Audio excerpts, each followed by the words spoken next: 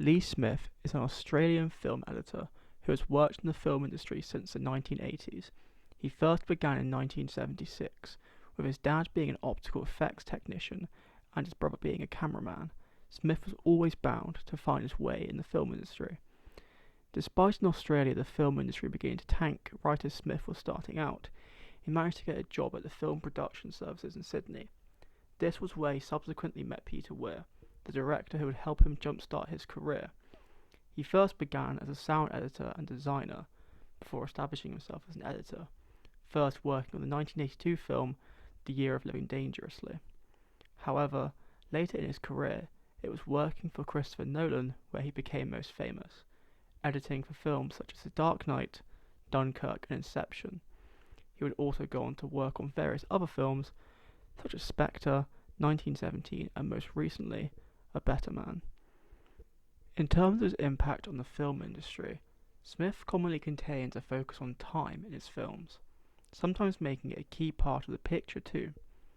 In order to achieve this, Smith focuses less on the edit itself and more on the elements surrounding it, most notably rhythm.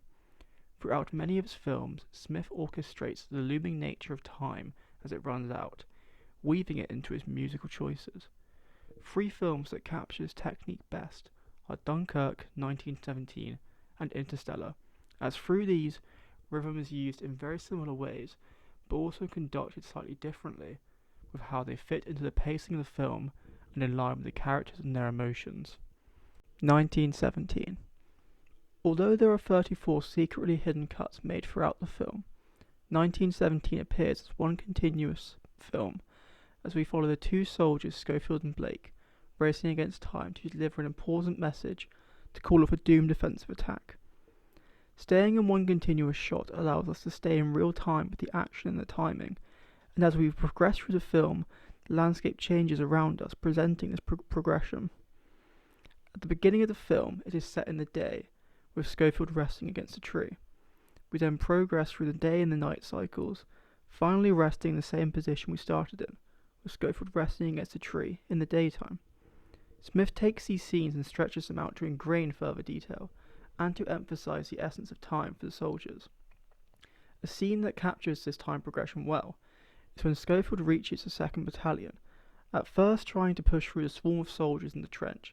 He then chooses to go over the top across the active battlefield in order to deliver the message to Colonel Mackenzie.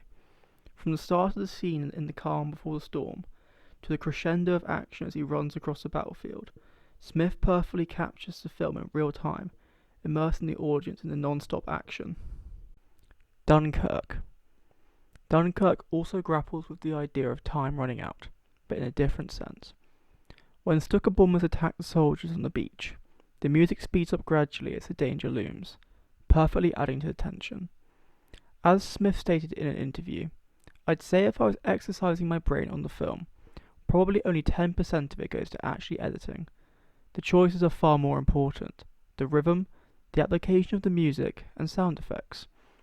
It shows that editing is the basics, whilst what you add to the edit is what makes it important, whether it be music, or a distinct lack of music, or the rhythm of the scene."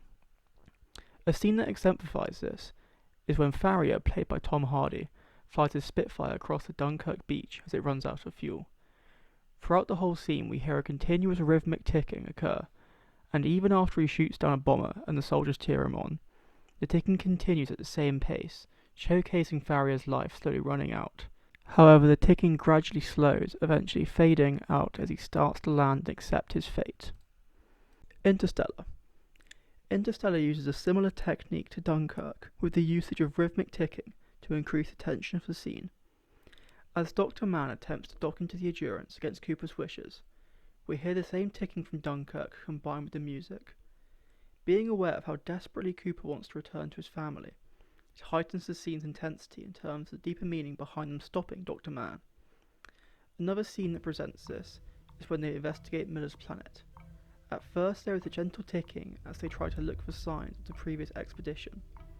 However, when Cooper then realizes that the mountains are in fact waves, the ticking starts to speed up gradually, in tandem with the music slowly reaching its climax.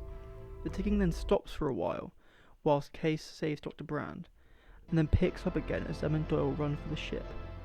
This again presents the element of time through the usage of rhythm, without having to visually show it.